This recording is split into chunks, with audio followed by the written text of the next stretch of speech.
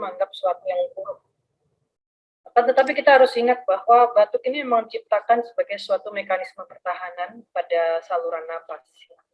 Jadi ada dua pertahanan di sistem pernapasan kita, yaitu ada yang namanya mucociliary clearance, jadi pembersihan mukosiliar kita, mukosa dan siliarinya, dan juga yang kedua adalah batuk. Pada dasarnya anak normal dan sehat itu bisa batuk kira-kira 11 kali dalam sehari. Nah, tetapi memang bisa menjadi semakin parah bila ada infeksi atau ada iritan dan polutan. Batuk itu sebetulnya adalah ledakan ya. Jadi suatu ledakan dari rongga toraks. Kalau mau digambarkan mungkin seperti ini, ada suatu rangsangan, entah itu benda asing, iritan, atau mungkin lendir akibat radang yang merangsang aferen kita. Reseptornya ada di laring, trakea, bronki. Lalu rangsangan ini ditransport, dikode ke pusat batuk yang ada di medula oblongata, dan akhirnya secara refleks muncullah batuk. Batuk ini muncul dimotori oleh banyak organ. Ada laring, ada otot pernapasan, ada diafragma ya. Jadi memang tujuannya untuk membuang keluar apapun yang mengganggu sistem pernapasan kita.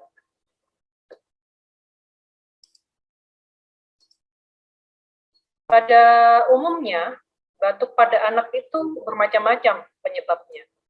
Kita bisa di sini ada common cold nih, maaf belum saya translate. Jadi kalau orang Indonesia menyampaikan kadang-kadang slesma gitu ya.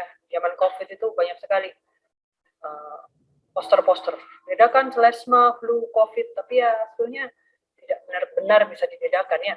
Jadi ada slesma, ada bronkitis, asma, whooping cough, batuk rejan, ya, ada croup, batuk menggonggong, flu, pneumonia, benda asing, iritan, dan GERD. GERD ini gastroesophageal reflux disease, dan menempati bagian terbanyak adalah common cold atau slesma. Nanti kita akan melihat lebih dalam apakah itu common cold.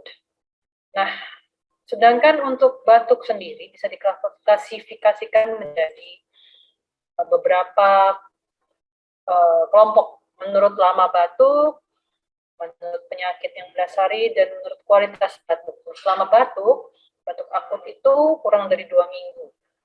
Ada prolonged acute cough, akut berlarut 2-4 minggu.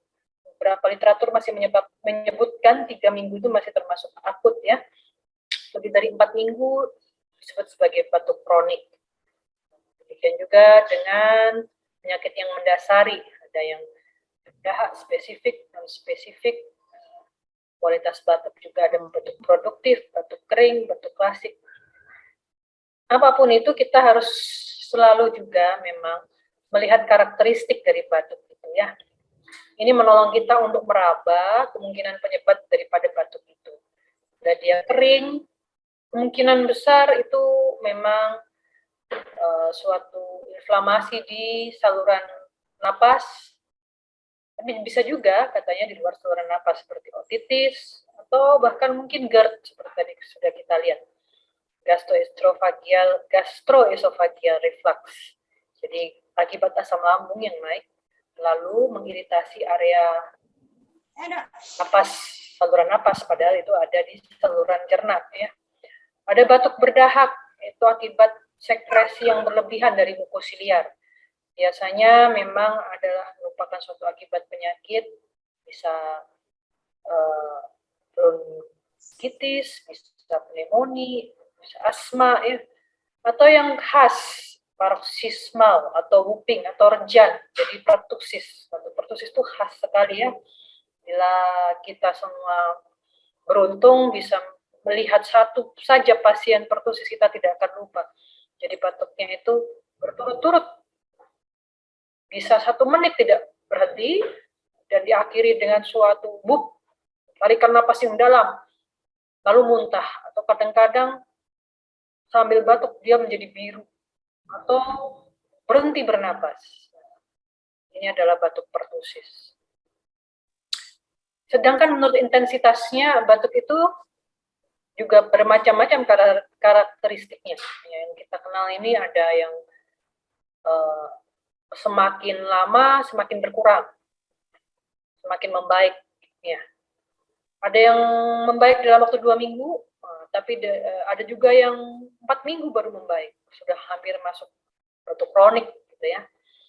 Sama sekali ya, pasti orang tuanya sudah rewel, gitu ya. Sudah bingung, ini anak saya kenapa, gitu. Atau ada juga yang batuk terus, makin lama makin batuk. Sudah 4 minggu masih batuk, bahkan makin parah tadi yang seperti kita katakan batuk pertusis. Tapi ada juga yang sembuh, muncul lagi. Sembuh seminggu, muncul lagi. Nah, sebenarnya apa sih penyebab batuk? Umumnya batuk akut, berarti kurang dari 2 atau 3 minggu ya, itu disebabkan karena gejala infeksi saluran pernapasan. Itu yang terbanyak. Penyebab lain adalah inhalasi zat iritan atau aspirasi benda asing. Inhalasi zat iritan bisa berupa asap rokok. Anak saya sering batuk, jangan lupa bertanya, adakah yang merokok di rumah? Misalnya bapaknya atau kakeknya. Nah, ini adalah zat iritan dan anak itu menjadi second hand smoker. Setiap hari saluran napasnya teriritasi sehingga mudah untuk menjadi batuk, bahkan lebih peka terhadap infeksi saluran napas. Atau mungkin riwayatnya dia makan nasi, lalu atau makan kacang, lalu sempat tersedak dan batuknya tidak sembuh-sembuh. Wah, jangan-jangan ada suatu aspirasi yang menyebabkan dia batuk. Tetapi kembali, kita harus selalu menyadari bahwa pada kebanyakan anak, batuk itu disebabkan oleh ISPA, infeksi saluran pernapasan akut. Nah, umumnya memang disebabkan oleh virus. Sembuh secara spontan. Disebutkan bahwa anak-anak prasekolah berarti usia 3, 4, 5, 6, sebelum SD ya, itu 8 sampai 10 kali setahun bisa ISPA, bisa batuk. Jadi kalau ada yang nanya, anak saya ini sering sekali batuk, umur berapa? Memang umur 3, 4, 5, 6, atau bahkan 1, 2, ya masih wajar. Ya, karena itu adalah masa di mana kekebalan tubuh seorang anak masih dalam pematangan. Ya. Dan batuk dapat berlangsung selama lebih dari 2 minggu. Nah, ini yang kadang-kadang tidak hanya orang tuanya yang tidak kuat, tapi kita sebagai petugas kesehatan juga tidak kuat menghadapi tidak hanya anaknya, tapi terlebih orang tuanya. Ya. Karena tuntutannya kalau bisa besok batuknya itu selesai, gitu ya. Nah, ada satu hal yang tadi disebut dengan common cold, bahasanya James Bond, common cold ya. Kalau kita orang Indonesia harusnya bilangnya selesma. Meskipun kayaknya kurang keren ya. Tapi selesma itu bahasa Indonesia yang saya cari sebagai bahasa Indonesia dari common cold. Penyebabnya juga virus paling sering, yaitu rhinovirus. Ada juga virus-virus yang lain. Nah, ini ada virus influenza, adenovirus, enterovirus, respiratory syncytial virus. Nah, yang virus influenza ini sudah ada vaksinnya. Virus yang lain untuk saluran pernapasan baru COVID. Nah, karena dia memang paling ngeri kemarinnya menimbulkan pandemi dengan fatalitas yang tinggi. Virus yang paling bawah ini nanti kita akan kenal sebagai penyebab dari bronkiolitis. Adik-adik dokter di sini mungkin pernah membaca, ya inilah virus yang menyebabkan bronkiolitis pada anak-anak tersering di bawah usia 2 tahun. Nah, sebagian besar serangan batuk akut pada anak yang terkait dengan ISPA atau selesma itu tidak memerlukan pemeriksaan tambahan lebih lanjut. Jadi tidak perlu diperiksa, tidak. Maksudnya adalah kalaupun diinginkan pemeriksaan laboratorium, atau ronsen toraks bisa ditunda. Jadi kita tetap mengawasi dari pemeriksaan-pemeriksaan yang lain di luar pemeriksaan fisik itu bisa ditunda. Selesai? Karena kan sembuh sendiri. Belum selesai, ya. Oke, kita akan melanjutkan bagaimana kita memperhatikan batuk ini pada anak-anak sebagai sesuatu yang lebih harus kita awasi, ya. Jadi semua batuk itu memang umumnya sembuh sendiri. Hanya saja mungkin kita ini kurang sabar. Di luar negeri saya pikir di mana komunitasnya sudah lebih terdidik dan mungkin karena lebih terdidik dokter anaknya atau bidannya atau dokter anaknya sabar. Saya pikir amat sangat jarang memberi obat yang tidak diperlukan untuk anak batuk.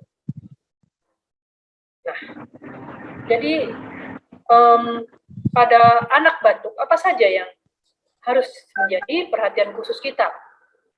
Bila ada batuk lama, kita tidak pernah tahu apakah ini akut yang memanjang ataukah menjadi kronik. Jadi kalau sudah lebih dari 2-3 minggu, layak kita cemas. Sekali lagi angka ini memang angka yang kadang-kadang is too good to be true atau apa ya. Jadi 2 minggu ya lama-lama, tapi memang itu disampaikan oleh banyak review, banyak penelitian, banyak observasi bahwa 2 minggu itu masih batas aman untuk seorang anak tetap batuk, ya. Apabila itu sudah menjadi memanjang atau tetap batuk tanpa menyembuh atau tetap 2 minggu tapi berulang lebih dari 3 kali dalam kurun waktu 3 bulan, itu kronik berulang, ya. Itu boleh kita lakukan suatu pemeriksaan lanjutan. Apalagi yang menjadi warning sign adalah tentu saja batuk dengan sesak. Sesak ini kadang-kadang tidak bisa diketahui oleh orang tuanya, terutama pada ibu-ibu yang baru punya anak 1 orang. Anak pertama masih bayi, anaknya sesak. Tidak sadar anak itu sesak. Kitalah yang lebih peka, tidak hanya mengandalkan anak saya batuk, tapi ibunya tidak mengatakan sesak. Nah, jangan sampai kita kecolongan. Kita harus selalu memperhatikan apakah anak yang batuk ini datang kepada kita dalam kondisi sesak atau tidak. Ya. Demam tinggi. Nah, demam tinggi itu kalau di luar negeri, batas waktunya lebih lama. Mereka bilang 5-7 hari, itu wajar. Dan memang seperti itu. Hanya saja memang kita hidup di negara tropis, di mana mikroorganisme juga lebih bervariasi, dan banyak aspek higien kita yang tidak sama dengan negara-negara yang sudah maju. Jadi, saya sendiri belum menemukan konsensus yang pas untuk negara berkembang, namun lebih dari 48 jam demam tinggi, sebaiknya kita lakukan pemeriksaan yang lebih teliti, atau bila demam tinggi dan ada riwayat kejang demam. Kenapa? Karena kejangnya yang kita jaga supaya jangan sampai anak ini menjadi kejang kembali karena demam. Pur intake lebih dari 24 jam. Ini untuk anak yang lebih besar mungkin toleransinya lebih panjang. Namun pada bayi kecil, kita harus hati-hati karena dia lebih peka terhadap kondisi dehidrasi. Dehidrasi bisa menyebabkan metabolisme tubuhnya menjadi kacau. Pur intake bisa karena memang batuk terlalu sering, setelah batuk dia cenderung muntah, tidak mau minum, atau mungkin tidak bisa minum karena sesak. Ini harus menjadi suatu perhatian. Kondisi spesifik lainnya seperti hemoptisis, pneumonia berulang, dyspnea yang jadi dia bernapas itu sangat betul-betul berusaha keras, ya. Mengi pada asma, ada stridor pada batuk penggonggong atau croup, ada imunodefisiensi. Ingat, anak-anak dengan gizi buruk atau anak dengan infeksi kronis yang lain, misalnya kelainan darah atau kelainan yang imunologis yang lain itu juga berisiko untuk mendapatkan infeksi yang lebih berat daripada infeksi virus sederhana.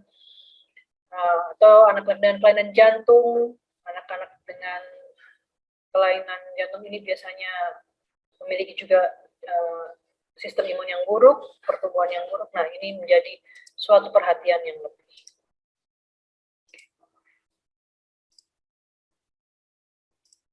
Siap, oke. Ya, ini yang tadi saya bacakan. Ya, atau corpus alenium. Ini adalah umur-umur di mana korpal ini barang-barang aneh suka masuk ke dalam mulut ya.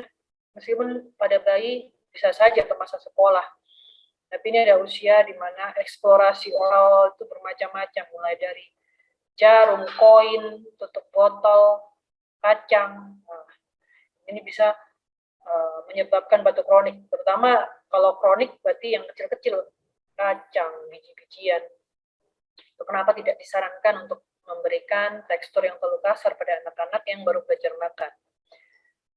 Nah, pada masa sekolah, penyebab batuk lebih umum biasanya kita temui, seperti asma, postnasal drip. Postnasal drip ini karena rinitis alergi umumnya ya, karena perokok pasif atau merokok. Hati-hati anak zaman sekarang kadang-kadang ada yang sudah merokok diam-diam. Nah, India, tuberkulosis paru.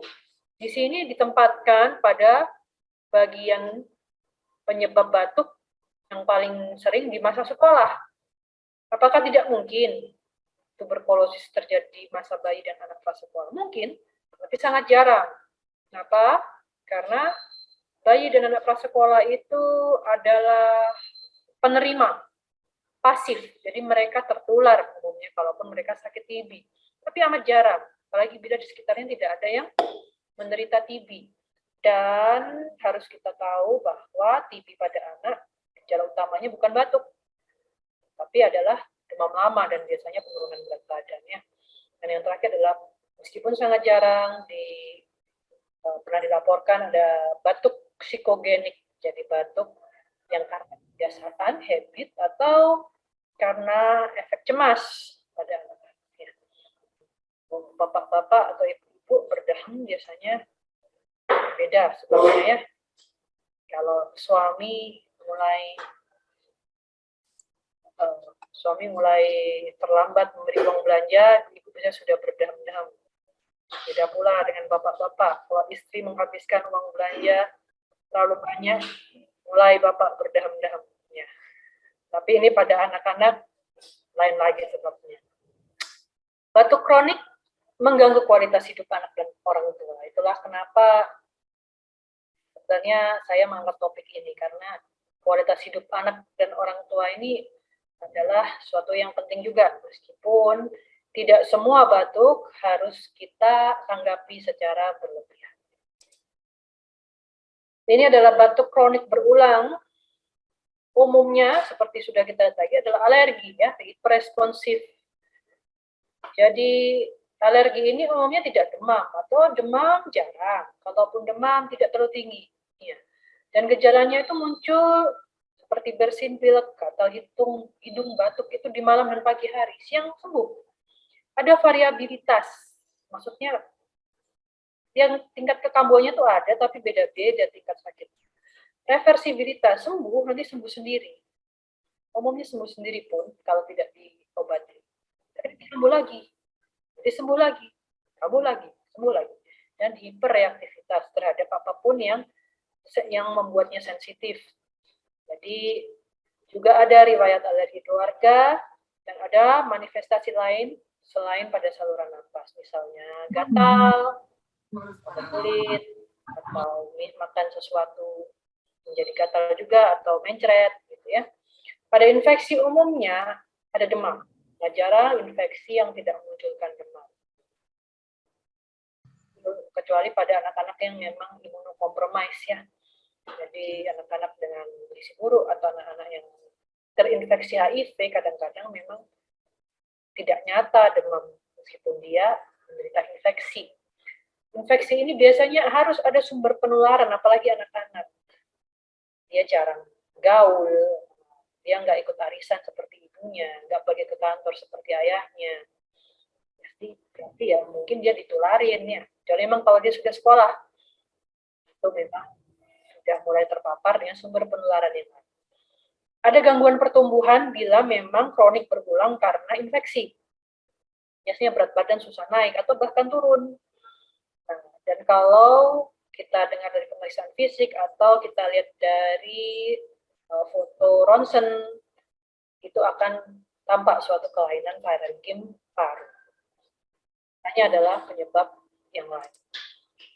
Jadi kalau kita lihat memang 80% pekerjaan kita sebagai tenaga kesehatan itu adalah menganamnesa. Jadi sediakanlah waktu untuk menganamnesa, untuk saya, untuk Anda. Karena di sini 80% daripada diagnosa itu nanti akan bisa terbentuk. Dan jangan lupa pemeriksaan fisik. Lupa tadi kelamaan ngobrol. Jadi nggak sempat periksa karena pasien yang selanjutnya sudah nunggu. Jangan, ya, tetap periksa fisik. Sisanya bila diperlukan, kita lakukan pemeriksaan penunjang. Tetapi kita tahu bahwa anamnesa itu sangat penting. Nah, ini adalah, kembali kita ke slide lagi, ini adalah kelompok obat pereda batuk. Maaf ya, yang menghalangi kita untuk memutar ini terus-menerus. Mungkin lagi batuk. Jadi ada golongan antitusif, mukoaktif, regulator. Saya pikir umumnya kita pernah berhadapan dengan ini. Beberapa adalah golongan yang lebih baru, ada karbosistein atau erdosistein ya untuk anak-anak. Nah, tapi kita harus ingat bahwa batuk itu umumnya ISPA, swasirna, dan tata laksananya suportif.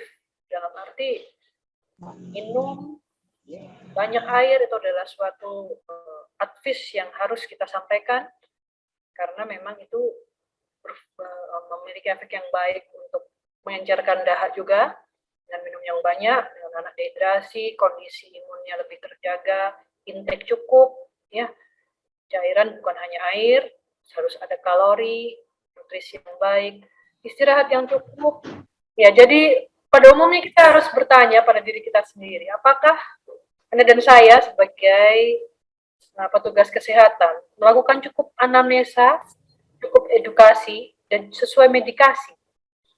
Apakah kita sudah menyampaikan kita harus mencukupi kalori, nutrisi, cairan dengan baik, karena itu adalah terapi terbaik untuk saat ini, terapi suportif untuk proses penyembuhan daripada si anak, karena umumnya batuk bisa diselesaikan sendiri oleh daya tahan tubuh si anak.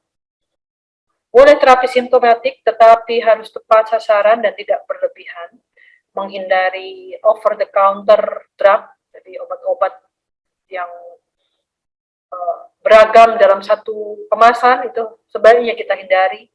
Dan ternyata itu tidak memberi manfaat yang lebih baik daripada hanya terapi suportif. Istirahat yang cukup, menghindari paparan terhadap mereka yang sakit, lalu juga memberikan edukasi pada anak yang lebih besar, bagaimana batuk yang baik dan sopan, membuang sampah medis, masker, tisu ke tempat yang baik, selalu mencuci tangan. Itu adalah hal-hal yang harus menjadi bagian dari kita untuk menterapi, terutama orang tuanya. Jadi, bila anak sakit, yang harus kita obati dalam tanda kutip bukan hanya anaknya, tapi juga orang tuanya. Jangan lupa untuk mengedukasi, jangan lupa untuk membuat pintar orang tua. Dan kadang-kadang kita tergoda untuk bilang, kemarin tidak dikasih obat yang tepat. Jangan, karena ternyata memang rekomendasi dari Ikatan Dokter Anak,